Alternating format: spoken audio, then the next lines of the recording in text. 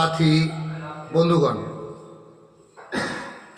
আপনারা সরাসরি দেখছেন আমরা যেখানে শেল্টার নিয়েছি, রাতের থাকার জায়গা করে নিয়েছি, সেইখান থেকে সরাসরি লাইভ দেখছেন।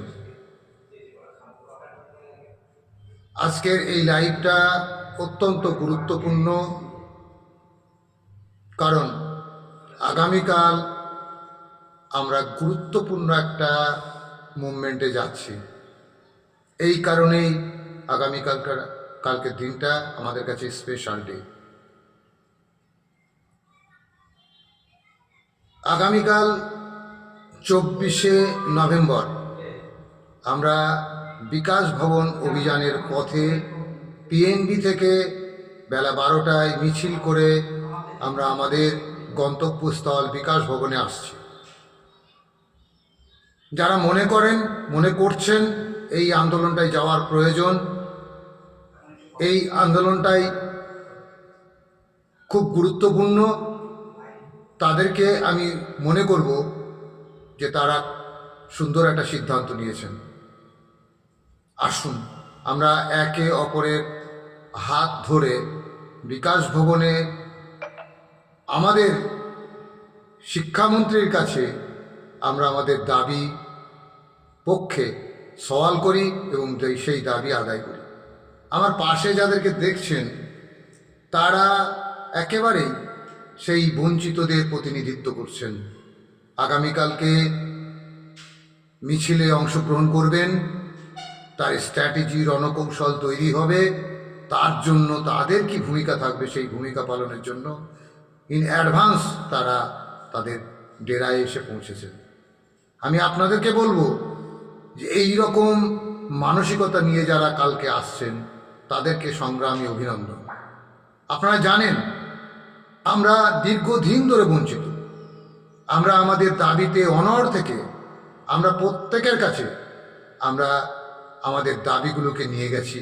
প্রত্যেকের কাছে বলতে একদম সুপ্রিয়র অথরিটি, হায়ার অথরিটি এবং ইমিডিয়েট সুপ্রিয়র, সবার কাছে আমরা আমাদের দাবিটা পৌঁছে দিয়েছি। কেউ বলতে পারবেন না যে আমরা আমাদের দাবিটা পৌঁছাতে পারিনি, তিনি আমাদের বক্তব্য শোনেননি। আমি যদি মনে করি যে আমরা আমাদের দাবিটা পৌঁছতে পারিনি, তাহলে হয় তারা মিথ্যাচার করছেন, নতুবা আমাদের দাবি আদায় দেবেন না বলেই একটা ভূমিকা করছেন। সুতরাং আমাদের দাবি প্রত্যেকের কাছে পৌঁছে গেছে, এ বিষয়ে কোনো রকম সন্দেহ নেই। গত 21 তারিখে নবান্ন অভিযান আমাদেরকে নতুন অনুপ্রেরণা জুগিয়েছে। আমরা 8 ঘন্টা ধরে ডরিনা ক্রসিংকে আমরা আটকে রেখেছিলাম, একদম মুষ্টিমেয় কতকগুলো মানুষের আন্তরিক প্রচেষ্টার ফলে। সুতরাং আমরা যদি আন্তরিক প্রচেষ্টা করি, নিজেদের মধ্যে আন্তরিকতা রক্ষা করি প্রত্যেকের স্তরে, তাহলে আমরা সেই বিষয়ে সফলতা আনতে পারবো বলে আমাদের বিশ্বাস। আপনারা জানেন আমাদের মধ্যে আমরা অনেককেই হারিয়েছি। খুব প্যাথেটিক ব্যাপার, যেটা নিয়ে রাজনীতি হচ্ছে, রাজনীতি করছে। আমরা রাজনীতি করছি না। আমরা অনুরোধ করব সেই সাংসদ, কৃষ্ণনগরের সাংসদ মহুয়া মৈত্রকে, যে আপনি অন্ততপক্ষে এই বিষয়ে রাজনীতি করবেন না। রিঙ্কু ম্যাডামের যে মৃত্যু, এই মৃত্যু নিয়ে আপনি কখনোই কোনো রাজনীতি করবেন না। তার যে সুইসাইড নোট, সেই নোটটা আপনি ভালো করে পড়েছেন কি পড়েননি সেটা আমি সেই বিষয়ে যাব না, কিন্তু আপনি মিথ্যাচার করছেন বা একটা সত্যকে লুকিয়ে রাখছেন, সে বিষয়ে কিন্তু কনফার্ম। আপনারা জানেন যে আমরা দীর্ঘদিন ধরে লড়াই করছি এবং আপনাকেও আমি এই বিষয়ে মেসেজ করেছি, কিন্তু আপনি সেই মেসেজের কোনো উত্তর দেননি, এমনকি বলার প্রয়োজনীয়তা উপলব্ধি করেন। আপনি জানি আপনি অনেক বড় ধরনের নেত্রী, আপনি অনেক বড় উঁচু জায়গায় কাজ করছেন, কিন্তু একটা বিষয় আপনি জানেন যে আমরা আপনাদের মতো নেতা নেত্রীদেরকে তৈরি করি সেই বুভুক্ষ শিক্ষক সমাজ, কুলপতি বলতে পারেন, কিন্তু আপনারা আমাদেরকে কুলপতি হিসেবে রাখেননি। ভিক্ষার দ্বার আমাদেরকে হাতে ঝুলিয়ে দিয়েছেন, ভিক্ষার ঝুলি আমাদেরকে ধরিয়ে দিয়েছেন, কেন ভিক্ষুকে পরিণত করেছেন। মনে হচ্ছে যেন আপনারা আপনাদের সমস্ত সম্পত্তি আমাদেরকে দিয়ে দিচ্ছেন, আমরা যেন অনুকম্পা বশবর্তী হয়ে আপনাদের সঙ্গে আছি, কাজ করছি। সুতরাং এই যে বিষয়টা, এই বিষয়টা আপনি অন্যভাবে নেবেন না। দয়া করে হয় আপনার মুখ্যমন্ত্রীকে বলুন, আমাদের সবার মুখ্যমন্ত্রী, সবার দিদি, তাকে বলুন আমাদের দাবিটা আদায় দিতে। যদি দাবিটা আদায় না দেন তাহলে ভয়ঙ্কর একটা পরিস্থিতি তৈরি হবে সমাজে। সমাজে উশৃঙ্খলতা বাড়বে, বই কমবে না। কারণ আপনারা জানেন বুভুক্ষ মানুষদের নীরবতাও আন্দোলন। আপনি জানবেন যে আমরা যখন পথে নেমেছি, সেই পথ থেকে যতক্ষণ পর্যন্ত আমাদের দাবি আদায় না করব ততক্ষণ পর্যন্ত আমরা আসতে পারবো না, না আমরা ক্ষান্ত হব না। আমি এই পার্টে যারা আজকে সোশ্যাল মিডিয়াতে ব্যবহার করেন, সোশ্যাল মিডিয়ায় একজনকে দেখলাম, তিনি অনেক বড় বড় কথা বলতেন, জানি না তিনি কি করেন, তার সঙ্গে আমার পরিচয় নেই, ব্যক্তি পরিচয় নেই, কিন্তু হঠাৎ করে একটা তোপ দাগা পোস্ট দেখলাম। সেই পোস্টের পরেই তার মতিভ্রম ঘটেছে। আমি বলছি ডাক্তার আব্দুল সালামের কথা বলছি। তিনি নাকি দিদিকে অনেক কথা বলেছেন, অনেক কথা শুনতেন, কিন্তু এখন দিদি মানে অনুকম্পার বাইরে চলে গেছেন। তিনি কিন্তু বলছেন যে আপনি সব থেকে ভয়ঙ্কর ক্ষতিকারক বস্তু, এটা বলেছেন তার লেখাতে। আমার কাছে সেই স্ক্রিনশটটা রয়েছে, আমি আমার মোবাইলে থাকার কারণে আমি সেটা পড়ে শোনাতে পারছি না, আমি শোনাতেও চাইছি না। আমি সালাম বাবুকে বলবো, সালাম সাহেবকে বলবো যে আপনি অন্তত পক্ষে আগামীকালকের যে বিকাশ ভবন অভিযান, সেই অভিযানে আপনি সামিল হবেন। সালাম সাহেব, আমি মনে করি কোনো বঞ্চিত প্রতারিত মানুষগুলোকে যদি সহযোগিতা করেন তাহলে আল্লাহও নাকি আপনাকে সহযোগিতা করবেন, সহযোগিতার হাত বাড়িয়ে দেন। আপনি ভাবেন, বিশ্বাস করেন, কারণ আমি দেখলাম আপনি কতগুলি সূরা কোরআনের আয়াত আপনি ব্যাখ্যা করেছিলেন। ব্যাখ্যা আমিও জানি, কিন্তু আমি এই মুহূর্তে কোনো কন্ট্রাডিকশন, কোনো বিভ্রান্তিকর তথ্য আপনার সামনে পেশ করব না। একটা কথাই আমি বলবো, প্রত্যেককে বলবো যে আমরা একদিকে যেমন ছেলের মা, অন্যদিকে মেয়ের মা, এইটা সাজতে হচ্ছে। এই অভিনয়টা ভালো লাগছে না। এই অভিনয় করতে করতে না আমাদের আন্দোলন দুর্মুষ হয়ে যাচ্ছে। কারণ কি জানেন, যে কাজটা পূর্বতন দিকে আমরা করতাম, তখন 2008-এ আমার পিছনের সঙ্গী রয়েছেন কেতাবউদ্দিন ভাই।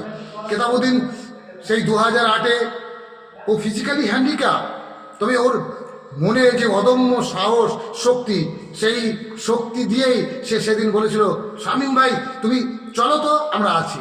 তো আমি আজকে বলবো, সালাম ভাই যদি আপনি আসেন তাহলে খুব উপকার হয়। এই বুভুক্ষ মানুষগুলো তারা কিন্তু আপনাকে চাইছে, আসুন। আমি আপনার মাধ্যমে, আজকের লাইভের মাধ্যমে আমি হালিমকে বলবো, হালিম তুমি চলে এসো। এই আন্দোলন তৈরি হয়ে রয়েছে। শান দেওয়া ঘাটে স্নান করতে খুব ভালো লাগে, কিন্তু শানটা যারা দিয়ে রেখেছে, শানটা যারা বেঁধেছে, সেই বাঁধার তোমাকে কোনো রকম দিতে হবে না, মূল্য দিতে হবে না, শুধু ঘাটে এসে স্নান করতে হবে। আন্দোলনের পট পরিবর্তন, আন্দোলনের পট ভূমিকা সব তৈরি হয়েছে, শুধু এসে তোমাকে তাড়াতে হবে যে আমরা আমাদের নেতৃত্বকে চাই না। নেতৃত্ব কে হবে সেই বিষয়ে আমরা জানতে চাইছি না, আমরা আমাদের শুধু পেটের তাগিদে এক হয়েছে। দেখো, সব থেকে বড় কথা, রাশিয়ার বিপ্লব আমাদেরকে মনে করিয়ে দেয়, এটা নভেম্বর মাস তো। আর সত্যি কথা বলতে গেলে আমরা কিন্তু এই ইউরোপের ইতিহাসটা পড়েছি বলেই রাশিয়ার মহান নভেম্বর বিপ্লবের কথাটা আমরা জানি। সুতরাং এই নভেম্বর বিপ্লবে অনেক পরিমার্জন হয়েছে। সুতরাং যদি পরিবর্তন পার্শ্ব শিক্ষক সমাজে হয় তাহলে ক্ষতি কি? ভালোই তো। তাহলে তুমি চলে আসো। আমি তার সঙ্গে সঙ্গে বলবো, মীর কাসিম ভাই আপনিও চলে আসুন। আমি আপনার সঙ্গে খুব বেশি দিন কথা বলিনি, মানে বেশি দিন নয় আপনার সঙ্গে আলাপচারিতা নেই। মীর কাসিম ভাই আপনি আসুন। এবং সেই সঙ্গে আমার পূর্বতন সাথী, যিনি একটা সময় কী বলবো প্রতিদ্বন্দ্বী ভাবতেন, আমি তাকে বলবো যে আজকে প্রতিদ্বন্দ্বী নয়, একদম পেটের তাগিদে, পেটের টানে, সেই রমিউল ইসলাম শেখ মুর্শিদাবাদে, তিনি যেহেতু পার্শ্ব শিক্ষক আন্দোলনের একটা মাথা, তাহলে আমি তাকেও আহ্বান জানাচ্ছি, আসুন রমিউল ইসলাম শেখ, আপনিও আসুন। জীবন কুমার দাস মালদা থেকে, জীবন কুমার দাস আমার একদম হাতে তৈরি করা, আমি যাদের নাম বললাম তাদের অনেককেই আমি নিজে হাতে, নিজের ভাইয়ের মতো সস্নেহে আমি তাদেরকে তৈরি করেছিলাম, কিন্তু তারা হয়তো স্নেহ দিয়ে রাখতে পারেনি। ভালো কথা, বিভিন্ন রাজনৈতিক চাপের কাছে তারা নথি স্বীকার করেছেন, কিন্তু আজকে যে কাজটি আপনাদের করা উচিত ছিল সেটা আপনারা করে উঠতে পারেননি। দোষটা আপনাদের নয়, এটা দোষটা হচ্ছে সমাজের। সমাজ আপনাদেরকে করতে দেয়নি। সুতরাং এই জায়গায় দাঁড়িয়ে আপনারা অন্ততপক্ষে প্রত্যেকে, আমি আবারও বলছি, সালাম সাহেবকে আমি বলবো আসুন, মীর কাসিমকে বলবো আসুন, আব্দুল হালিম আপনাকেও বলবো আপনি আসুন। তারপরেতে আমি বলবো পাঞ্চালী জানা, যে আমার 2009-এর অনশন মঞ্চের অন্যতম সদস্য ছিলেন, পাঞ্চালী জানা, পাঞ্চালী দি আসুন।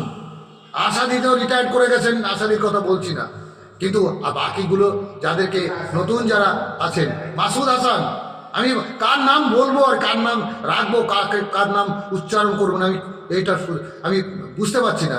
আমি প্রত্যেককেই বলছি, আমার পুরনো সাথী, নতুন সাথী, যারা নতুন উদ্যমে কাজ করছেন, প্রত্যেককে আমি আমার আন্তরিকভাবে তাদেরকে আহ্বান জানাচ্ছি। আর আজকে এসেছিলেন ভগীরথ বাবু, ভগীরথ বাবু তো এসে দেখা করে গেছেন, কথা বলেছেন। সুতরাং ভগীরথকেও বলবো যে আগামীকালকে সকলে আমরা নামি। আমরা আমাদের ধর্ম আছে, না আমাদের বর্ণ আছে, না আমাদের মানে কি বলবো, আমরা না গোত্র আছে, আমরা কোনো রকম কোনো কিছু মানছি না।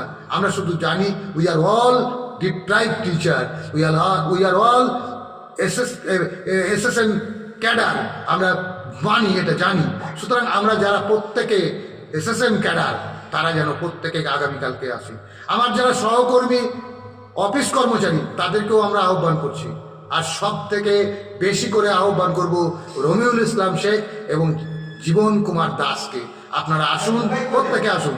আমি সারা পশ্চিমবঙ্গে যারা এখানে কাজ করছেন, এই সমগ্র শিক্ষা অভিযানে যারা কাজ করছেন, প্রত্যেকের স্তরে এই মানসিকতা নিয়ে আপনারা প্রত্যেকে আসুন। আপনাদের প্রত্যেককে অনুরোধ করছি, আগামীকালটা হচ্ছে আমাদের কাছে স্পেশাল ডে।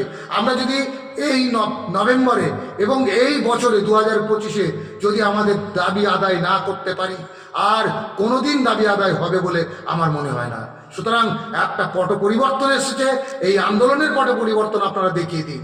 আগামী দিনে এই আন্দোলনকে 24 তারিখের আন্দোলন গুরুত্বপূর্ণ, কারণ আজকে আমরা গেছিলাম, আমরা বিশেষ কতগুলো জায়গায় গিয়েছি, সেখান থেকে আমরা বুঝতে পেরেছি, এবং আন্দোলনের যে ফল সেটা আমরা বুঝতে পেরেছি। ফলে স্ট্র্যাটেজিগতভাবে আপনারা যদি মনে করেন pro para teacher, pro SSM cadre আপনারা কাজ করবেন, এসএসএম এ যারা কাজ করছে, এই বঞ্চিত সমাজের হয়ে কাজ করছে, তাদের হয়ে আপনারা বলবেন। যদি মনে করেন তাদের হয়ে কাজ করবো, যদি মনে করেন, তাহলে অবশ্যই আপনাদেরকে আসতে হবে। আপনাদের প্রত্যেককে আমি করজোড়ে মিনতি করছি, আপনারা প্রত্যেকে আগামীকালের পিএনডিতে 12টা থেকে আমাদের মিছিল শুরু হবে, আপনারা তার আগে উপস্থিত হবেন। আমি দেখব যে আপনারা আমাদের এই আন্তরিক আবেদন কতজন রক্ষা করেন, এটা দেখব। এটা দেখেই পরবর্তীতে আপনারা আমাদেরকে ডেকেছিলেন, পূর্বে আপনারা ডেকেছিলেন, আমরা গিয়েছিলাম, কিন্তু আপনারা আমাদেরকে রাখতে পারেননি, ধরে রাখতে পারেননি, ঐক্যবদ্ধ করতে পারেননি।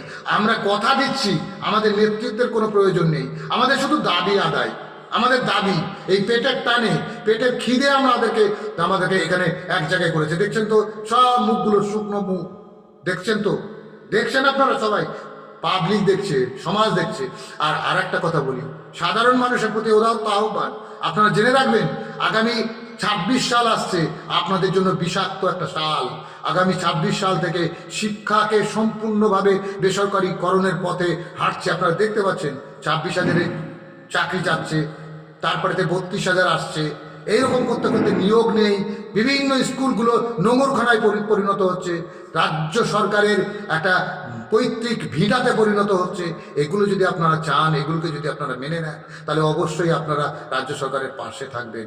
কিন্তু পাশে থাকবেন কি সাথে থাকবেন সে বিষয় নয়, বিষয়টা হচ্ছে আপনার সন্তান এডুকেশন পাবে কি পাবে না, সেটাকে আপনাকে নিশ্চিত করতে হবে। সুতরাং এই জায়গায় দাঁড়িয়ে আমি আপনাদেরকে অনুরোধ করব, আমাদের পাশে দাঁড়ান, আমাদের এই আন্দোলনের পাশে দাঁড়ান। সুতরাং আন্দোলনের পাশে যদি আপনি না দাঁড়ান, ওই জার্মান কবি নিয়েলনার এক কথা বলেছিলেন, ওরা যখন জার্মান খ্রিস্টানদের ধরতে এলো তখন আমি কিছু বললাম না, যখন ওরা খ্রিস্টান ডেমোক্র্যাটদের ধরতে এলো তখনও আমি কিছু বললাম না, কারণ আমি খ্রিস্টান ডেমোক্র্যাট নয়। ওরা যখন সোশ্যালিস্টদের ধরতে এলো তখন আমি কিছু বললাম না, কারণ আমি সোশ্যালিস্ট নই। যখন আমাকে ধরতে এলো তখন আমার হয়ে আর কেউ বলার রইল না। সুতরাং এই কবিতাটা আপনারা মনে রাখবেন। আমি কেতাব ভাইকে, আপনার আমার পাশে আকাশ ভাই আছেন, কেতাব ভাই আছেন, পিছনে আমাদের ভাই আছে, আরও সকল আছে, আমি নামগুলোকে হাইলাইট করতে চাইছি না।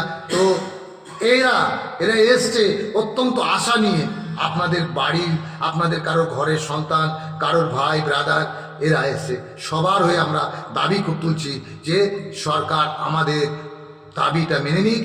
ন্যূনতম বেঁচে থাকার জন্য, আমরা খুব বেশি চাইছি না, ন্যূনতম বেঁচে থাকার জন্য যে ফাইলটা তৈরি হয়েছে, অর্থাৎ 1/3/2024 অর্ডার অনুযায়ী 1091 অনুযায়ী যে ফাইলটা তৈরি হয়েছে, সেই ফাইলটা আমাদের ওপর কার্যকরী করা হোক। তাহলেই আমরা অন্ততপক্ষে বাঁচবো। রিঙ্কুদির মতো পরিণত, মানে এত খারাপ পরিণতি হতে হবে না। আমরা আর একটা আহ্বান রাখবো, সেটা হচ্ছে আপনারা যারা আসবেন খুব ভালো কথা, প্রত্যেকে কালো ব্যাজ পরে আসবেন। কালকে কালো ব্যাজ পরে আসবেন, কারণ আমাদের পার্শ্ব শিক্ষকরা এরকম গত হতে হতে একটার পর একটা গত হয়ে যাচ্ছেন, একটার পর একটা শেষ হয়ে যাচ্ছেন, আত্মঘাতী হচ্ছেন বিভিন্ন চাপে, অর্থনৈতিক চাপে এবং কাজের চাপে, দুটোই।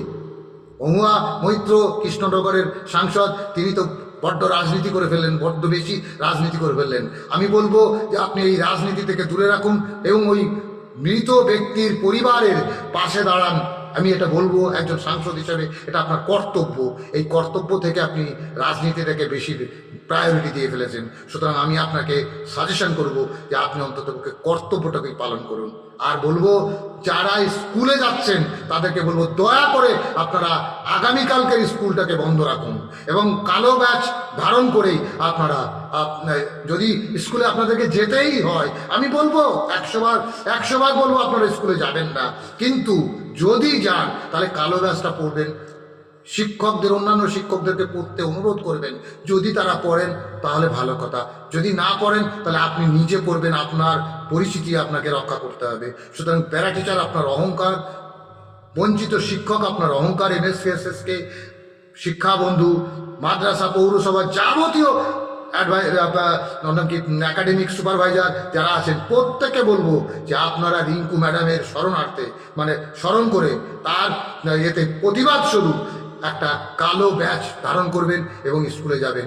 এইটুকু বলে আহ্বান রেখে আগামীকালকে যে বিকাশ ভবন অভিযান, এই অভিযানে সকলে সফল করবেন। 24 তারিখ আগামীকাল, আর ঘন্টা 5-6 পরেই দামামে বেজে যাবে। আপনারা তখন চলে আসবেন, এসে পিএনবি মোড়ে আপনারা অপেক্ষা করবেন। আমরা থাকবো পিএনবি মোড় থেকে আমাদের মিছিল শুরু হবে বিকাশ ভবনের পথে। আমরা যেখানে আমাদের দাবি নিয়ে যেখানে পুলিশ বাধা দেবে, আমরা সেখানেই অবস্থান করব এবং অবস্থান স্থল থেকে আমরা আমাদের দাবি আদায় করেই ছাড়ব। কারণ আপনারা জানেন যে গত 21 তারিখের নবান্ন অভিযান একটা বিশাল ছাপ ফেলেছে। সেই ছাপকে আমরা ধরে রাখতে চাই এবং আমাদের দাবি প্রতিষ্ঠিত করতে চাই। এইটুকু বলে সকলকে আন্তরিক শুভেচ্ছা অভিনন্দন জানিয়ে আগামীকালকে 24 তারিখ বিকাশ ভবন অভিযানকে সফল করার জন্য প্রত্যেকের দায়িত্ব দিয়ে আমি আমার বক্তব্য শেষ করছি। ধন্যবাদ। সংগ্রামী অভিনন্দন সহ আমি শামীম আক্তার।